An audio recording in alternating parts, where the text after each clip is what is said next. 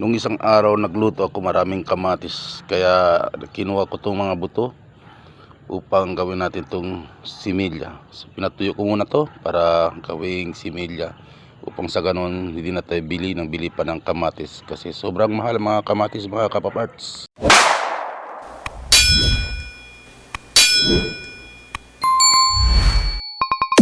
Stafford jokes. Magandang morning mga kapaparts. Umagang kay ganda. Medyo tahimik yung langit. Maitim-itim yung langit. Ibig sabihin noon uulan. So nandito tayo ngayon habang maaga pa. Kagigising na ni Paparts. Bago pang nagkakape, nandito na tayo. Kasi may project ako ngayon.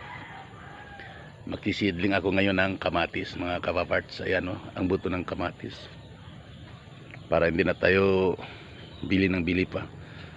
So i-try ko to ilagay sa isang paso para siya itutubo, upang pwede na natin to itanim sa area ko asan natin gusto itanim. So dapat muna i-seedling ito mga kapaparts.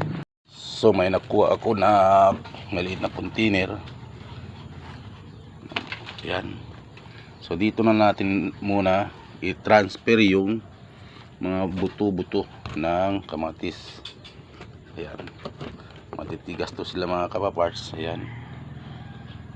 I-transfer na natin dito, upang dito sila muna mag-start magtubo. Ayan. Ihalo lang natin para hindi sila masyadong dikit pag tumubo. Separate lang natin ng medyo malayo. Yan. Ito lang, marami na ito mga kapaparts.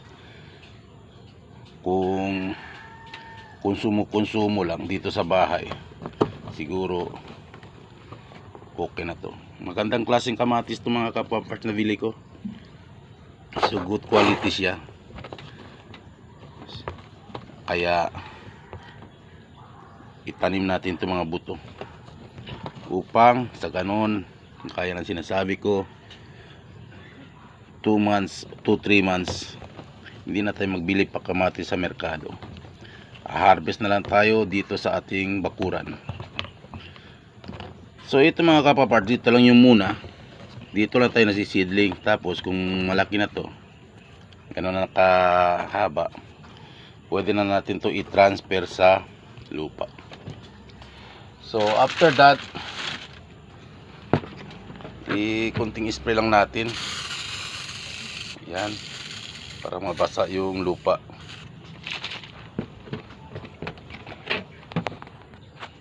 Itong sprayer ko naman may konting halo to na 7 yung pesticide, para ito namang kuha natin hindi lapitan ng langgam, kasi may amoy siya na mga pesticide gaya na langgam. Ay, kunin nyo yung mga buto, kaya dapat talaga lagyan ng pesticide. Kasi nandito lang tayo sa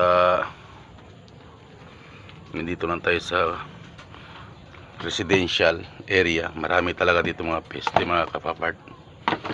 So to survive our plan, dapat applyan ng kunting pesticide para to be sure buhay talaga yung mga buto-buto ng mga kamatis.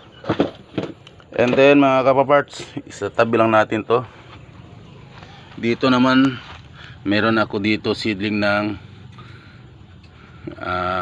ampalaya. Pag pumutog na yon, pag mabuhay na yon, i-transfer na natin. So ito, dito na ko na rin to ilagay. Then pwede natin to takpan ng kahit anong bagay, gaya ng damit. Takpan lang muna. Ayan, sako pwede rin. And then bukas buksan na natin to. Yun ang procedure, how to make seeds, para hindi na tayo bili pa mga kabirds. Ayun ang manok ng kapitbahay.